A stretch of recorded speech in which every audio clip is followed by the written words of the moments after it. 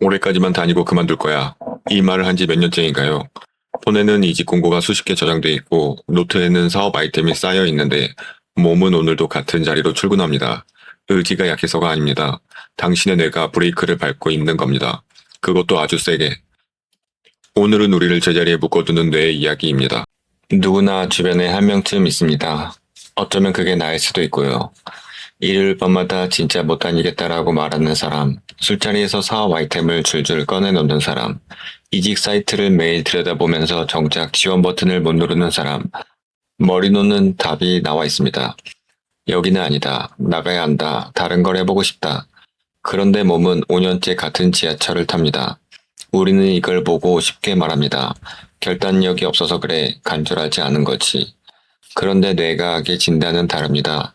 이건 성격의 문제가 아니라 뇌에 내장된 세 개의 브레이크가 동시에 밟혀 있는 상태에 가깝습니다.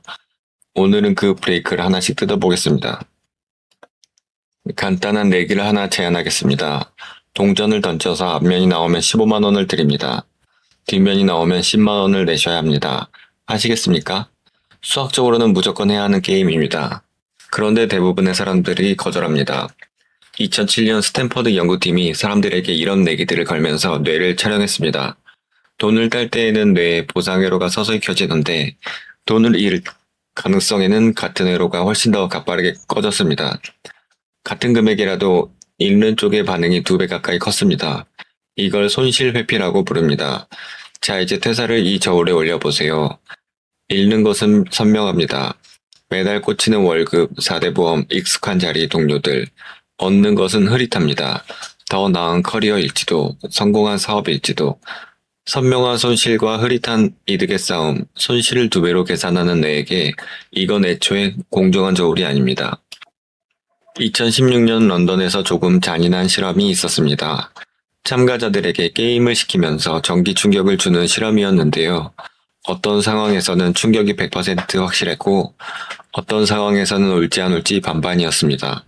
스트레스가 최고조에 달한 건 어느 쪽이었을까요? 100% 충격을 받는 쪽이 아니었습니다. 반반일 때, 그러니까 불확실할 때 스트레스 반응이 가장 컸습니다. 확실한 고통보다 불확실함이 더 아프다. 이게 내 이상한 진실입니다. 지금 직장이 아무리 별로여도 그건 아는 고통입니다. 어떤 상사가 어떻게 괴롭히는지, 월급이 언제 들어오는지 다 예측이 됩니다.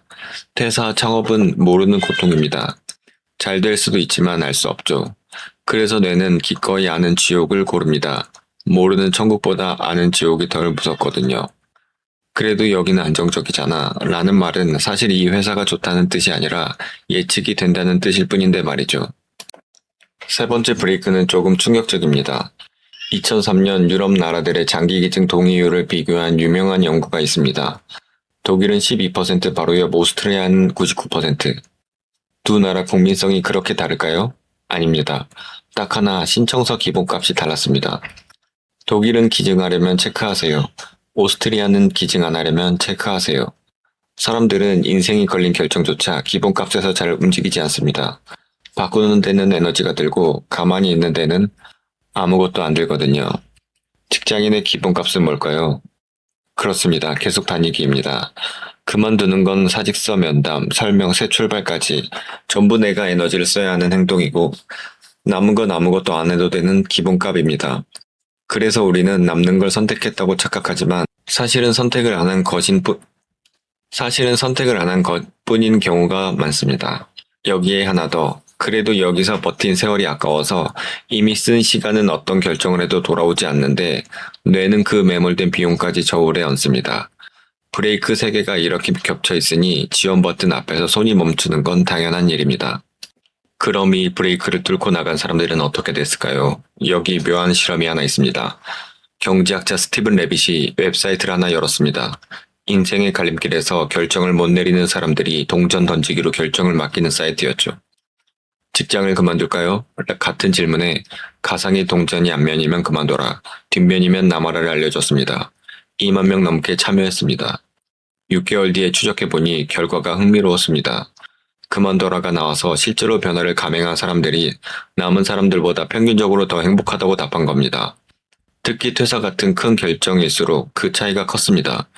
자, 여기서 정직하게 짚겠습니다. 이 사이트에 온 사람들은 애초에 그만둘까 말까를 오래 고민하던 사람들입니다. 고민조차 없던 사람들 얘기가 아니에요. 그러니 이 연구가 무조건 그만둬라는 증거가 아닙니다. 이 연구가 말해주는 건 이겁니다.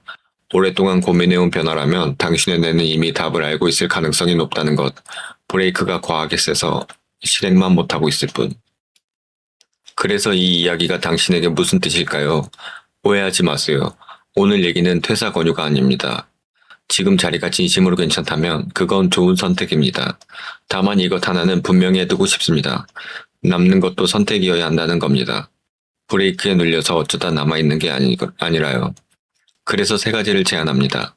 첫째, 손실 목록의 짝을 맞추세요. 그만둘 때 읽는 걸 적었다면 남을 때 읽는 것도 똑같이 적어보세요. 시간, 기회, 건강, 자신감, 뇌는 이쪽 손실은 잘 안 보여주거든요.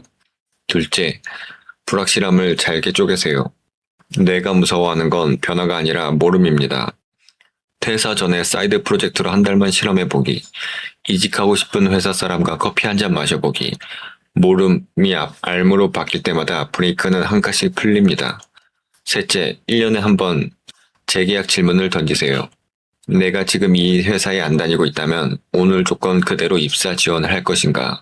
예스라면 남으세요. 그건 이제 선택입니다. 노라면 적어도 당신은 내가 뭐라고 하는지는 알게 된 겁니다.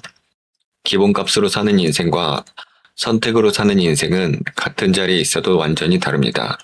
오늘도 당신의 머릿속을 함께 탐구해 주셔서 고맙습니다.